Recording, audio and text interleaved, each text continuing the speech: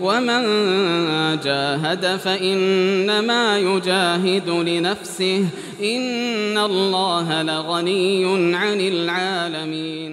Sekarang mungkin muncul dulu pertanyaan ya.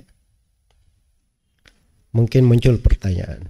Pertanyaan pertama, bagaimana kita membedakan surah-surah Makkiyah dan surah-surah Madaniyah dari sudut sifat-sifatnya secara umum? Ya, apakah ada karakteristik khusus? Kalau kayak gini misalnya, ini ciri surah apa? Ini ciri surah Makkiyah misalnya. Kalau kayak begini, ini ciri surah Madaniyah. Jawabannya ada ya, ciri-ciri ya. Misalnya kalau surah-surah Madaniyah itu banyak menguraikan tentang ahkam. Iya, tentang apa? Hukum-hukum. Banyak menguraikan tentang hukum-hukum. Iya. Yang merupakan hukum tambahan atau hukum pelengkap. Hukum pelengkap. Terus dari ciri surah Madaniyah juga itu banyak diingatkan tentang sifat-sifat kaum munafikin. Sebab di Mekah tidak ada kaum munafikin. Kaum munafikin itu adanya di mana? Di Pasir Madinah. Ya, kalau ada surah-surah yang berbicara tentang sifat-sifat kaum munafikin, itu ciri bahwa surah itu adalah surah apa? Adalah surah Madaniyah. Jelas ya? Baik. Demikian pula dari ciri surah Madaniyah itu biasanya ada khitab terkait dengan ahlul kitab. Pembicaraan terkait dengan apa? Ahlul kitab. Sebab ahlul kitab itu di Madinah, orang-orang Yahudi. Kalau di Mekah, mereka kaum musyrikin. Ya, kaum musyrikin. Baik. Kemudian dari ciri umum juga surah Madaniyah. Biasanya surah Madaniyah itu surahnya panjang-panjang. Biasanya.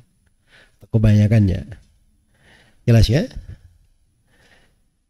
Dan ciri surah Makkiyah itu biasanya surahnya pendek-pendek. Iya. Kemudian adapun surah Makkiyah, ciri umumnya itu, kalau surah Makkiyah itu uslubnya itu sangat tajam sekali di dalam menanamkan akidah dan mengajak kepada keislaman. Uslub-uslub di surah apa? Makkiyah.